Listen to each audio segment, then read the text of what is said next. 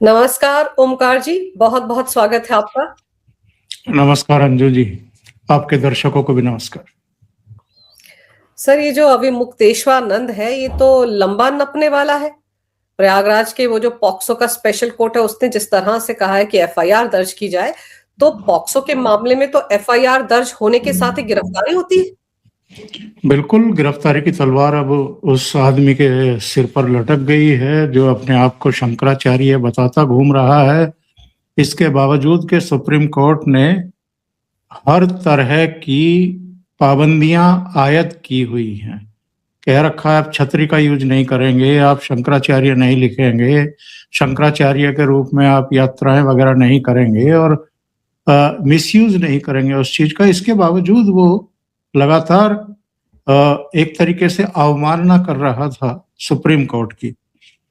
और शंकराचार्य तो तीन और भी है ना इस देश में, उनकी कभी कोई आवाज सुनाई पड़ती है क्या राजनीतिक मुद्दों पर? या वो किसी अंबानी के बेटे बेटियों की शादी में कहीं शामिल होते हुए देखे जाते हैं क्या? या उद्धव ठाकरे के मातोश्री जाकर के उनको मुख्यमंत्री बनने का आशीर्वाद देते हैं क्या? और पाबंदी के बावजूद, निवेदन के बावजूद मेला प्रशासन के, आप अगर इस तरह की हरकतें कर रहे हैं कि पालकी में बैठकर आप इस जिद पर अड़े हुए हैं कि मुझे तो संगम नौज तक ऐसे ही जाना है, तो वहां पर लाखों की संख्या में उस दिन भक्त आस्था की डुबकी लगा रहे थे गंगा मैया में। मौनी अमावस्या का दिन था, 2 बार मौनी अमावस्या के दिन ही वहां भगदड़ मच चुकी, सैकड़ों लोगों की जान जा सकती थी और आप एक खेल कर रहे थे। और खेल भी कितना डर्टी गेम खेल रहे थे कि किसी तरह भगदड़ मचे, योगी आदित्यनाथ की छवि खराब हो, और चूंकि साल भर के बाद उत्तर प्रदेश में चुनाव हैं तो एक बहुत गलत मैसेज मिसमैनेजमेंट का चला जाए। तो वो तो समय रहते इनको रोका गया, बल्कि रोक तो वहीं दिया जाना चाहिए था जब ये कैंप से बाहर निकले थे पालकी में सवार होकर के, लेकिन वहां तक भी जाने दिया गया, वहां भी रोका गया। तो इन्होंने जो वितंडा किया और उसके बाद जो इनके बयानों की श्रृंखला शुरू हुई, और उसमें भी अखिलेश यादव जिस तरीके से शंकराचार्य के भक्त बन करके उभरे, उन अखिलेश यादव पर तरस भी आता है सोच करके जिन्होंने इन्हीं पर लाठीचार्ज करवाया था काशी में। तो किस तरह की राजनीति हो रही है, हिंदुओं में किस तरह से वैमनस्य और फूट डालने के प्रयास हो रहे हैं अलग अलग तरीकों से। अब उसमें कुछ यूट्यूबर और कुछ दूसरे सोशल मीडिया वो तलवार लेकर के जो आजकल निकले हुए हैं कि कहाँ है मोदी जी और कहाँ है योगी जी, वो सब भी सेना शामिल हो रखी है। तो ये बहुत बड़ा खेल है अंजू जी। और जिस मामले में पॉक्सो एक्ट के तहत इन पर मामला दर्ज करने के आदेश पॉक्सो अदालत ने दिए हैं, ये बेहद गंभीर मसला है। 2 बटुकों ने, नाबालिगों ने बाकायदा ऑन कैमरा बयान दर्ज कराए हैं यौन शोषण करने के, इन पर भी, इनके चेलों पर भी। और जगत गुरु राम भद्राचार्य जी के शिष्य हैं, वो उनको वहां लेकर के गए, उन्होंने याचिका दाखिल की और अब तो मुकदमा दर्ज हो रहा होगा, हो गया होगा, और इसके बाद इनकी गिरफ्तारी है, बच नहीं सकते हैं। सर ये तो फरमाया कि फर्जी केस है, मुझ पर तो झूठे आरोप लगाए गए। हालांकि ये भी कहते हैं कि न्यायपालिका पर बड़ा भरोसा है इनको, दूध का दूध पानी का पानी हो जाएगा। सर मौका तो इनको भी मिला ना, जब वो 1 हफ्ता पहले सुनवाई हुई थी, इनका वकील भी तो कोर्ट में था, उसके सामने तो बटुकों ने बयान दिए। और सर बटुकों के बयान जब सेक्शन 161 के तहत मजिस्ट्रेट के सामने दर्ज होते हैं तो वो तो अपने आप में सबूत है। अब जो भी इनको कहना है, जो भी सफाई देनी है कि मैं बेकसूर हूं, कैसे बेकसूर हैं वो अदालत के सामने और इन्वेस्टिगेशन एजेंसी के सामने इनको साबित करना पड़ेगा। लेकिन पॉक्सो एक्ट में मुकदमा दर्ज होते ही गिरफ्तारी होती है अभियुक्त की। तो अब ये जो चोला ओढ़े हुए हैं ना ये शंकराचार्य का, जिसके बारे में योगी आदित्यनाथ ने भी विधानसभा में कहा था कि अगर कोई मेरी तरह अपने आप को मुख्यमंत्री बता करके पूरे प्रदेश में घूमता फिरे तो क्या इसकी छूट है? या अपने आप को कोई डीएम बता दे, एसएसपी बता दे, या सर्किल ऑफिसर बता दे, या कोई बड़ा प्रशासनिक अधिकारी बता दे और कहीं घूमता रहे? इसी तरीके से शंकराचार्य की नियुक्ति का भी उसको प्रमाणित करने के लिए भी 2-3 व्यवस्थाएं होती हैं। उन व्यवस्थाओं से क्या गुजरे हैं? या जैसे इनके गुरु स्वरूपानंद सरस्वती अपने आप ही शंकराचार्य घोषित करके और देश भर में घूमते थे, उसी तरीके से इन्होंने भी फैसला कर लिया कि मैं भी शंकराचार्य हूं और अब मुझे हटाने वाला कौन है? ये मामला तो सुप्रीम कोर्ट तक गया, सुप्रीम कोर्ट के दिशा निर्देश हैं, हाई कोर्ट में भी मामला गया था। तो ये जो फर्जीगिरी चल रही थी अब तक, ये अब इनका पर्दाफाश हो जाएगा इस पूरे केस में। और जो दबी छिपी बात थी पिछले 3-4 साल से, एक्चुअल में ये सब दबी जबान से लोग कह रहे थे, कोई सामने नहीं आ रहा था। अब एक सामने आने की हिम्मत जुटा पाए हैं और उन्होंने अदालत का रास्ता अख्तियार किया है। तो अदालत ने दोनों पक्षों की सुनवाई की है, इनकी भी सुनवाई की है, उनकी भी सुनवाई की है, और सुनवाई करने के बाद ये फैसला हुआ है कि इस मामले में केस दर्ज किया जाए इनके ऊपर, क्योंकि बटुकों के, नाबालिगों के जिनके साथ शारीरिक शोषण हुआ है, उनके बयान हैं ऑन रिकॉर्ड। सर, लेकिन टाइमिंग पर बड़े सवाल उठाए जा रहे हैं, क्योंकि हम सब जानते हैं कि इस तरह से योगी आदित्यनाथ को लेकर भी कितने आरोप इन्होंने लगाए थे। औरंगजेब की औलाद, हुमायूं की औलाद, हिंदू है तो साबित करें वगैरह वगैरह, सर्टिफिकेट दें अपने हिंदू होने का, एक भगवाधारी सीएम की कुर्सी पर क्यों बैठा, ये सारी बातें इन्हीं अभी मुक्तेश्वरानंद ने योगी को लेकर बोली थी। तो अब सब लोग जो इनके पीछे खड़ी है पॉलिटिकल शक्तियां, वो ये सवाल उठा रहे हैं कि टाइमिंग जो है वो ऐसा दर्शाती है कि इनको जानबूझकर फंसाया जा रहा है। क्या ये मामला सच में फर्जी है?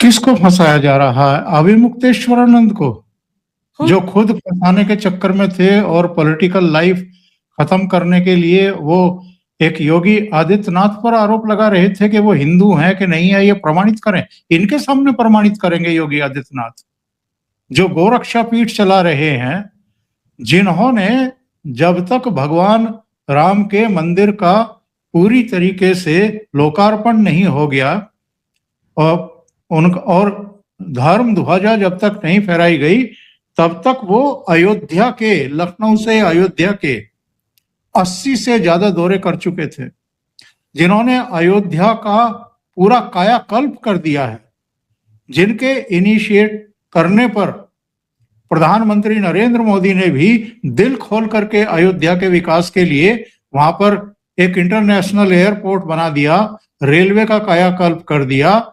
वहां जो अवध नगरी किसी जमाने में हुआ करती थी, उसका पुराना स्वरूप जो है लौटाने में पूरी ताकत लगा दी।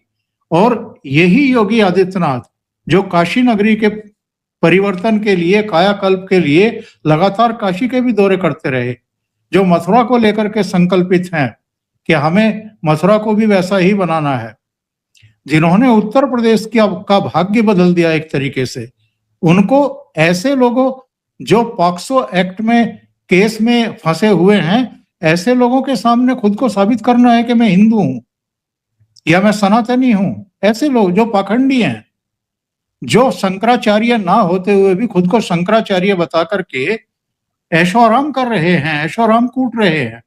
और अब तो इससे गंदे आरोप और कोई किसी आदमी पर लग सकते हैं क्या? तो ऐसे लोगों के सामने प्रमाणित करें, योगी आदित्यनाथ के सामने, हिंदू हूं कि नहीं, मैं सनातन हूं, सनातनी हूं कि नहीं हूं। उनका गोरक्षक पीठ जो है उसी के बारे में जान लेते कि वहां पर कितना बड़ा काम होता है।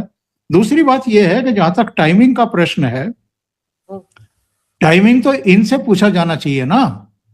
आज मैं एक लाइन पढ़ रहा था, मैं आपके शो पर वो लाइन सुनाता हूं।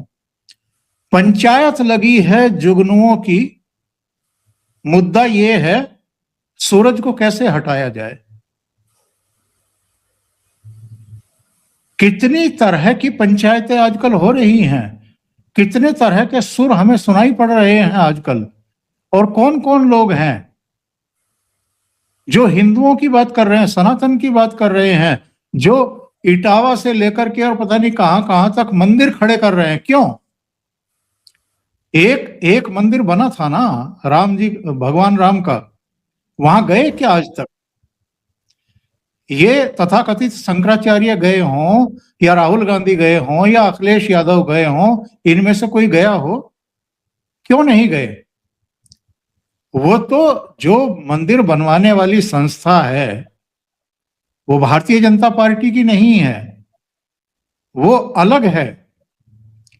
लेकिन हर चीज को अलग रंग में रंगना और जिनके इनको वोट चाहिए उनको तुष्ट करने की कोशिश करना, उनको खुश करने की कोशिश करना, वो नाराज ना हो जाए इस बात का ध्यान रखना। और चूंकि हिंदू एकजुट हुआ, 22 जनवरी 2024 को लोकार्पण हुआ और इसके तीसरे महीने चुनाव हुए लोकसभा के। इस बीच ही इन लोगों ने जो रायता फैलाया था कि अब की बार 400 पार क्यों नारा दिया जा रहा है, और ये इसलिए कि संविधान बदल देंगे, आरक्षण छीन लेंगे, तमाम तरह की बातें कहकर के इन्होंने हिंदुओं को विभक्त करने का काम किया। और हिंदू भी भोले भाले हैं, बहुत जल्दी किसी के बहकावे में आ जाते हैं। आजकल भी तो यही हो रहा है। आप सोशल मीडिया पर देख लीजिए, बाकी चैनलों पर देख लीजिए, किस तरीके से टारगेट कौन है। अभी तो प्रधानमंत्री नरेंद्र मोदी हैं, और किस मुद्दे को लेकर के ये रार जो है थमने का नाम नहीं ले रही है, यूजीसी की गाइडलाइंस को लेकर के। अंजू जी, अगर मुद्दा केवल यूजीसी की गाइडलाइन होता तो जिस दिन सुप्रीम कोर्ट ने रोक लगाई उस दिन ये मुद्दा खत्म हो जाना चाहिए था। बिल्कुल। क्यों इसे जिंदा रखे हुए हैं? क्यों इस पर तलवार भांजी जा रही है? क्यों लगातार मोदी को निशाना बना करके ये कहा जा रहा है कि मोदी को हटाओ, योगी को लाओ? नहीं, योगी भी निशाने पर हैं। ये लोग चाहते हैं कि उत्तर प्रदेश से किसी तरीके से योगी जाए, अखिलेश यादव आए और उसके बाद यहां ये नंगा नाच करें, जैसा नंगा नाच अभी एआई समिट में कांग्रेसियों ने किया है। तो वैसा ही नंग नाच ये यहां भी करना चाहते हैं, उत्तर प्रदेश में भी। तो ये सारे, अब मैं ये तो नहीं कहूंगा कि ये सब टूल किट के हिस्से हैं, लेकिन लग यही रहा है कि कहीं से संचालित हैं। और जब संचालित शब्द का प्रयोग कर रहा हूं तो फिर वही जो अब तक होता रहा है। कई लोगों ने इसकी भी चर्चा की है कि कोई मुरादाबाद का एक पार्टी का नेता है, वहां से कुछ पूजा सामग्री, पूजा पाठ हुई है, कुछ भेंट चढ़ाई गई है कुछ कुछ लोगों को, और उनके सुर जो हैं वो आजकल बदले हुए हैं। वो कितना सही है कितना गलत है उसकी जांच पड़ताल हो जानी चाहिए, वरना ये रायता फैलाएंगे जब तक कि उत्तर प्रदेश में एक एक वोट नहीं पड़ जाएगा। और जब यहाँ इनका सपना ये है कि योगी आदित्यनाथ को किसी तरीके से चलता करो, निशाने पर फौरी तौर पर नरेंद्र मोदी हैं, लेकिन विदाई की तैयारी योगी आदित्यनाथ की है। उत्तर प्रदेश काबू में आ गया, यहां से बीजेपी अगर रुखसत हो गई तो फिर 2029 में मोदी को हटाना या केंद्र से भाजपा को चलता करना इनके लिए आसान हो जाएगा। क्योंकि राहुल गांधी को प्रधानमंत्री बनने के लिए नरेंद्र मोदी की तरह 272 सीटें नहीं चाहिए, 282 303 सीटें नहीं चाहिए। वैसे तो 240 पर भी बन गई क्योंकि एनडीए की 293 आ गई थी। इनको प्रधानमंत्री बनने के लिए मनमोहन सिंह की तरह 145 सीटें बहुत हैं। उस समय 2004 में भारतीय जनता पार्टी की 138 सीटें आई थी, कांग्रेस पार्टी की 145 सीटें आई थी। 7 सीटों का ही अंतर था दोनों दलों में, और ये प्रधानमंत्री बन गए थे। सर, मुरादाबाद में तो जो साजिश हो रही है वो तो है। आपने एक ऑडियो सुना? एक समाजवादी पार्टी के एक नेता का ऑडियो लीक हुआ है, जिसमें कि वो बता रहा है कि जो चैनल्स हैं, उन चैनल्स के मैं नाम नहीं लेना चाहूंगी, वो चैनल्स हैं, पता है कि कौन-कौन से ऐसे चैनल्स हैं, टीवी चैनल्स जो उनके प्रोपेगेंडे को आगे बढ़ाते हैं, कि वहां पर शाम को कैसे-कैसे टॉपिक्स रखने हैं और उन टॉपिक्स में सीधे-सीधे टारगेट करना है योगी को और ये बताने की कोशिश करनी है कि देखिए कैसे शाह और योगी के बीच में 36 का आंकड़ा है। केंद्र की जो सरकार है वो योगी को पसंद नहीं कर रही। इन मुद्दों पर चैट होनी चाहिए, इन्हीं मुद्दों पर डिस्कशन होना चाहिए, ये बताया जा रहा है। सब कुछ मैं तो पहले से ही कहता रहा हूं, ये सब कुछ डिजाइन है। ये सत्य असत्य और पता नहीं कौन कौन से इन पर इनके आप टोटल कंटेंट उठा के देख लीजिए, इनके गेस्ट उठा के देख लीजिए, उनके चर्चा के विषय उठा करके देख लीजिए। अभी संघ प्रमुख 2 दिन के लिए लखनऊ प्रवास पर थे।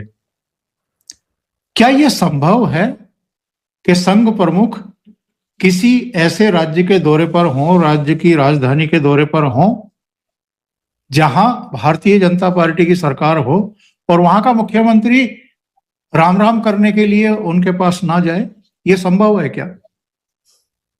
और अगर योगी आदित्यनाथ उनको राम राम करने के लिए चले गए तो आप देखिए कि किस किस तरह की खबरें बनाई गई हैं।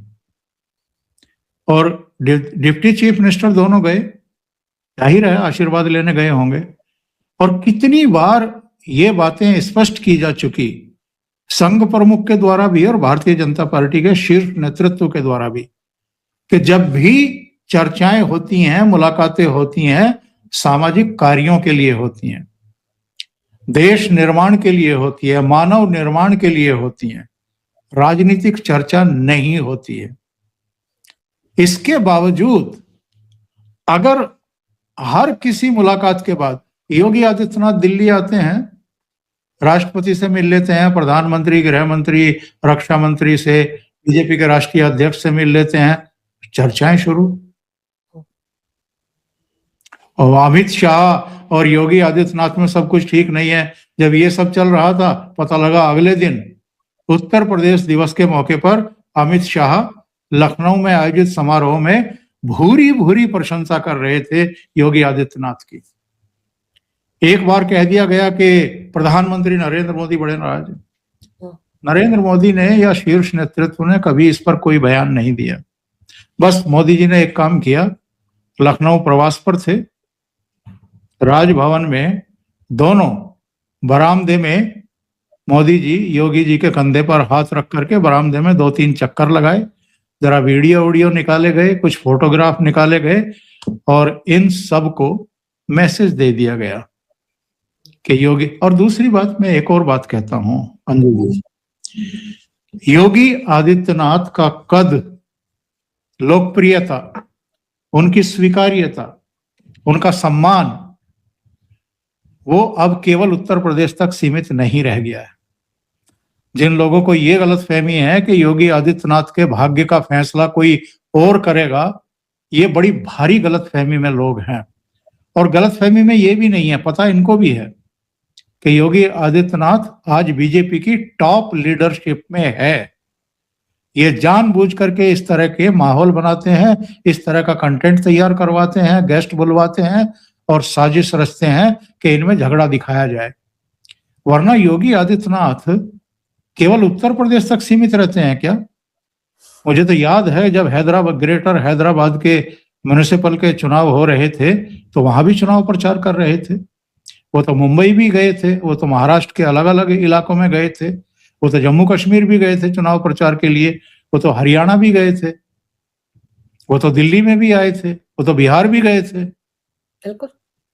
तो वो केवल उत्तर प्रदेश के मुख्यमंत्री रह गए हैं क्या? उनका कद यहां तक इन्होंने सीमित करने की कोशिश की। और कोई उप मुख्यमंत्री कोई जरा सा बयान दे दे, कुछ भी, तो उसको लेकर के नाचने लगते हैं, क्योंकि इनकी अपनी जमीन, अपनी विश्वसनीयता, मतदाताओं में इनका भरोसा, साख, वो सब मिट्टी में मिल चुकी है। इनको लगता है कि इसी तरह की चर्चा करवाओ मीडिया में और एक मतदाताओं में भ्रम फैलाने की कोशिश करो, उनको विभाजित करो, योगी समर्थक और मोदी समर्थक, यानी बीजेपी समर्थक नहीं, एक गैंग बन गया है मोदी समर्थकों का, एक गैंग बन गया है इन्हीं में से। बीजेपी समर्थकों में कोई कंफ्यूजन नहीं है, लेकिन इनमें कुछ मोदी की बुराई करते हैं, कुछ प्रशंसा करने लगते हैं, कुछ, और ये सब आईटी सेल के जरिए हो रहा है। अलग अलग पॉलिटिकल पार्टियों के आईटी सेल जो हैं वो यही काम कर रहे हैं। ट्विटर पर जाइए और कोई एक बयान उस पर लिख करके देखिए, और इतने अननोन ट्विटर हैंडल वाले आपके ऊपर टूट पड़ेंगे जिसका कोई हिसाब किताब नहीं। कौन है ये, जिनका कोई नाम नहीं है, जिनका कोई चेहरा भी नहीं है? कोई अपने आप को कुछ लिखता है, कोई कुछ लिखता है, कोई अंग्रेजी 4-5 शब्द लिख देता है उल्टे सीधे, AVUCX, ये एक पहचान हो गई, और वो आएगा आपको गाली देकर के भाग जाएगा। ये कौन है?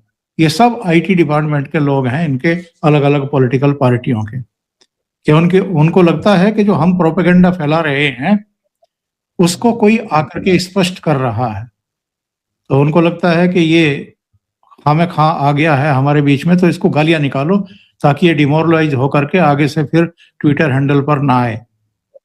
तो ये एक बहुत बड़ी साजिश चल रही है, और ये केवल देश के भीतर नहीं चल रही है, मैं पहले भी कह चुका हूं, ये देश के बाहर बैठी ताकतें भी हैं जो भारतीय जनता पार्टी को, नरेंद्र मोदी को, योगी आदित्यनाथ को, जो एक्चुअल में भारत की विकास की गति को तेज कर रहे हैं। मुझे ये बताइए कि अब से पहले 2014 से पहले कभी हुआ है क्या इस तरह का कोई AI समिट, या G20 की बैठक कभी हुई है क्या दिल्ली में? या अलग अलग देशों के जो राष्ट्र प्रमुख हैं वो क्या लालायित थे इससे पहले भारत के साथ FTA साइन करने के लिए, या व्यापार या व्यवहार करने के लिए? कोई देखता भी नहीं था, कोई झांकता भी नहीं था। आज 27 देशों की जो छतरी है, जो 27 देशों को रिप्रेजेंट करती है यूरोपियन यूनियन, उसके दोनों शीर्ष नेतृत्व उर्सुला और कोस्टा, वो दिल्ली आते हैं और आकर के साइन करके जाते हैं FTA। तो ये लोग कैसे हजम करेंगे? सारा खेल ये है कि सत्ता पर किस तरीके से काबिज हुआ जाए और इनको कैसे बदनाम किया जाए, हिंदुओं में फूट कैसे डाली जाए। सर, यही काम करने के लिए तो अभी मुक्तेश्वरानंद को 2 करोड़ की वैनिटी वैन में बैठाकर माघ मेले में लाया गया था। 10 दिन तक प्रोपेगेंडा हुआ, अब तो उल्टा फंस गया। अब तो जो उस वक्त बड़े रो रहे थे इसके साथ खड़े होकर, अभी मुक्तेश्वरानंद के साथ खड़े होकर, वो और ज्यादा रोएंगे क्योंकि वो बुरी तरह फंस गया है, कोई बचा नहीं पाएगा इस मामले में। लेकिन सर, ये जो आपने AI का जिक्र किया, इसमें देखो जैसा तमाशा हुआ, मतलब कोई सोच सकता है कि आप मोदी विरोध में इस हद तक आगे निकल जाएंगे कि देशद्रोही काम कर डालेंगे? और वो जो 10 के 10 इनके चमचे वहां पहुंचे हुए थे सर, उन्होंने जो कुछ किया, अब तो उसमें आप राहुल गांधी वगैरह की बेशर्मी कहूंगी मैं, किस तरह की बयानबाजी कर रहे हैं कि मोदी कॉम्प्रोमाइज रीनेगोशिएट नहीं कर सकते, और उस मुद्दे पर इंडी गठबंधन जो इनका है उसमें भी तो फूट पड़ गई है। आप देखिए मायावती से लेकर अखिलेश यादव तक किसने कैसे कैसे स्टेटमेंट्स दिए। ये देखिए, कहा है अखिलेश यादव ने कि ये सब कुछ नहीं होना चाहिए था क्योंकि वहां पर तो देश के लिए ये समिट हो रहा था, कांग्रेस को ये हरकतें नहीं करनी चाहिए थी। ये अखिलेश यादव लिख रहे हैं, पब्लिकली क्रिटिसाइज कर रहे हैं कांग्रेस को, राहुल गांधी को। अखिलेश यादव का भी बयान आया है, मायावती का भी बयान आया है, मनोज झा का भी बयान आया है, जो इनके सहयोगी दल हैं उन सब के बयान आए हैं, सभी ने क्रिटिसाइज किया है। एक्चुअल में क्या है अंजू जी, अब तक तो राहुल गांधी कांग्रेस के लिए समस्या बने हुए थे, अब देश के लिए समस्या बन गए हैं, और पार्टी के लिए ये लाइलाज बीमारी हो चुके हैं। इनका कोई इलाज पार्टी भी ढूंढ नहीं सकती क्योंकि ऐसे खानदान को बिलोंग करते हैं। और कांग्रेस पार्टी में भी जो गैरतमंद थे ना, वो छोड़ करके जा चुके हैं। अब जो है इनके जो नौकर चाकर टाइप लोग थे ना, उनकी पार्टी बन करके रह गई है, जो इनकी जी हुजूरी करते हैं और इनके लिए नए नए आइडियाज क्रिएट करके परोसते हैं इनके सामने कि अब ये करवा दो, अब ये करवा दो, अब ये करवा दो। तो अभी तो उन्होंने टी शर्ट उतारी है हो सकता है अगले किसी प्रदर्शन में पूरी तरीके से नंगा नाच हो। सर टी शर्ट उतारने के बाद वो जो फोटो गांधी जी की लगाई गई शर्टलेस के लिए, तो मुझे तो लग रहा है अगली बार राहुल गांधी भी क्या पता टी शर्ट ना पहन कर आए संसद में, क्योंकि गांधीयन है ना, वो तो बहुत बड़े वाले गांधीयन है। तो हो सकता है अब ये वाला रायता भी देखने को मिले हमें संसद भवन में। ये अंजू जी केवल देश भर के मीडिया के सामने नहीं बल्कि पूरी दुनिया के सामने नंगे हुए हैं कांग्रेस पार्टी। और अगर राहुल गांधी को ये गलतफहमी है कि वो इस तरह के कर्म कांडों से देश के प्रधानमंत्री बनेंगे कभी, तो इससे बड़ी गलतफहमी कोई हो नहीं सकती है। इनको राम राम से तकलीफ है, इनको वंदे मातरम से तकलीफ है, इनको भारत माता की जय से तकलीफ है। प्रधानमंत्री बन जाएगा ऐसा आदमी। और जिस रास्ते पर ये चल निकले हैं ना, ये विनाश का रास्ता है। मैं पहले भी कह चुका आपके कार्यक्रम में कि इतना गहरा गड्ढा खोद चुके हैं कांग्रेस के लिए, हर कांड से, हर मूर्खता से उस गड्ढे को और गहरा करते जा रहे हैं और कांग्रेस में उसमें और गहरे दफन करते जा रहे हैं। वहां से कोई निकाल ही नहीं पाएगा कांग्रेस को। ये कुछ लोगों से तो आपको ऐसे ही शिकायत होती है, शिकवे शिकायत होती हैं, किसी किसी से आपको नफरत होने लगती है उसकी हरकतों को देख करके, उसके बयानों को देख करके। ये लोगों की निगाहों से गिरे हैं, और जो निगाहों से गिरता है वो संभल नहीं पाता कभी भी। इनकी सारी हरकतें और इनके जितने ये पाले हुए प्रवक्ता हैं, इनकी भी हरकतें, हर गलती को जिस तरीके से डिफेंड करने की कोशिश करते हैं और वाहियात बातें करते हैं, वो कांग्रेस को और डुबो रही है। सर वो जो तपस्या वाले तपस्या वीर हैं पवन खेड़ा, आप सोचिए जब उनसे किसी ने ये सवाल पूछा कि अगर धरना ही देना था तो जंतर मंतर में दे देते, अगर रैली करनी थी तो रामलीला मैदान में चले जाते, तो बोले जहां पर मीडिया होगा वहीं तो धरना करेंगे। तो सारा का सारा मीडिया तो वहीं पहुंचा हुआ था भारत मंडपम में, इसलिए वो सारे के सारे वहां उठकर चले गए धरना प्रदर्शन करने के लिए। ये जस्टिफिकेशन था सर, ये प्रवक्ता कह रहा है उनका। किसी पार्टी का ये विवेक अगर मर जाए, विवेक खो जाए कि आपको प्रदर्शन कहां करना चाहिए और कहां नहीं करना चाहिए, तो मुझे शक होता है कि ये पार्टी 57-58 साल तक सत्ता में रही भी है या नहीं रही है। उनको तो अक्ल होनी चाहिए कि जो इंटरनेशनल फोरम है, जहां भारत के प्राइड की बात है, गौरव की बात है, जहां 20-22 देशों के राष्ट्रपति, उपराष्ट्रपति, प्रधानमंत्री आए हुए हों, टॉप टेक कंपनियों के सीईओ आए हुए हों, 13 देशों के पवेलियन लगे हुए हों, और जहां 5 दिन में 2.5 से 3 लाख युवा पहुंचे हों, इतना बड़ा आकर्षण हो जिस एआई समिट का, वहां जाकर के आप इस तरह का भोंडा प्रदर्शन कर रहे हैं, तो फिर तो ठीक है, वो ये इसी लायक है जिस दशा में 2014 और 2019 में थे। और ये बार बार कह रहे हैं मतदाताओं को कि हमें वहीं पहुंचाइए, 44 सीटों पर, 52 सीटों पर, या उससे भी नीचे पहुंचाइए, हम 99 के लायक भी नहीं है। सर किरण रिजिजू ने बिल्कुल ठीक कहा था ना कि राहुल गांधी इंटरनल सिक्योरिटी के लिए, राष्ट्रीय सुरक्षा के लिए एक बहुत बड़ा खतरा है। और अब तो निशिकांत दुबे उनके लिए, उनके खिलाफ वो जो मोशन लेकर आए, सब्सटेंशियल मोशन, उस पर भी चर्चा होगी मार्च महीने में। तो जो बची खुची चीजें रह गई होंगी वो भी अब खुलकर सामने आई जाएंगी। बहुत बुरी तरह घिर गया है ये परिवार, बहुत बुरी तरह घिर गया है। इनको साफ तौर पर दीवार पर लिखा दिखाई दे रहा है कि वापसी तो अब संभव है नहीं, क्योंकि नरेंद्र मोदी जैसा प्रामाणिक नेतृत्व, जिसकी तरफ पूरा विश्व अब बहुत उम्मीद भरी नजरों से देख रहा है, उसके रहते तो ये सत्ता में वापसी कर नहीं सकते हैं। नंबर 2, जो केस है इनके ऊपर, जिसमें चार्जशीट पेश हो चुकी है, उसका ट्रायल भी तो शुरू हो गया ना, उसके फैसले भी अब आने शुरू हो जाएंगे। तो मां बेटा दोनों और जीजा जी भी, सबको तिहाड़ दिखाई दे रही है।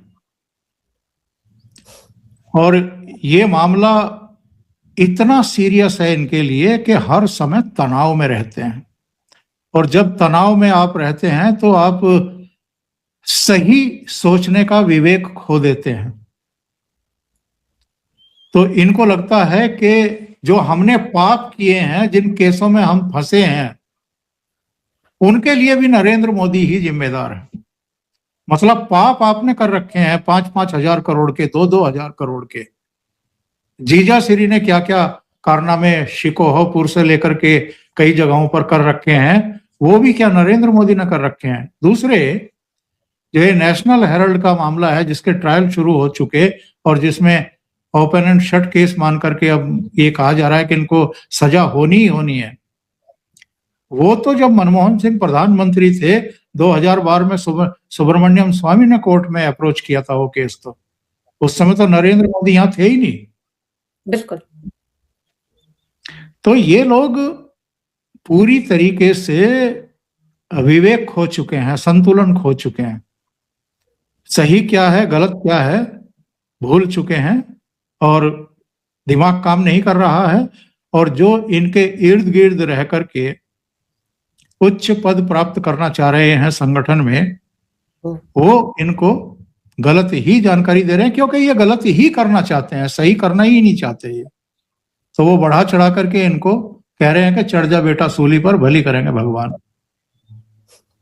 सर, जनरल नरवणे की अनपब्लिश किताब को हाथ लगाकर भी तो डूब गए ना राहुल गांधी। कैसे जनरल नरवणे ने कहा कि कोई कुछ भी कह देता है, तो वो मुद्दा भी तो इनके गले की फांस बना है। ऑफिशियल सीक्रेट एक्ट में तो राहुल का ही नाम आएगा ना सर, भले उस एफआईआर में अभी कोई नाम नहीं है। और देखिए, उसमें तो खैर जांच चली रही है, दिल्ली पुलिस की जो अपराध शाखा है उसने केस दर्ज किया है, वो नोटिस इशू कर चुका है।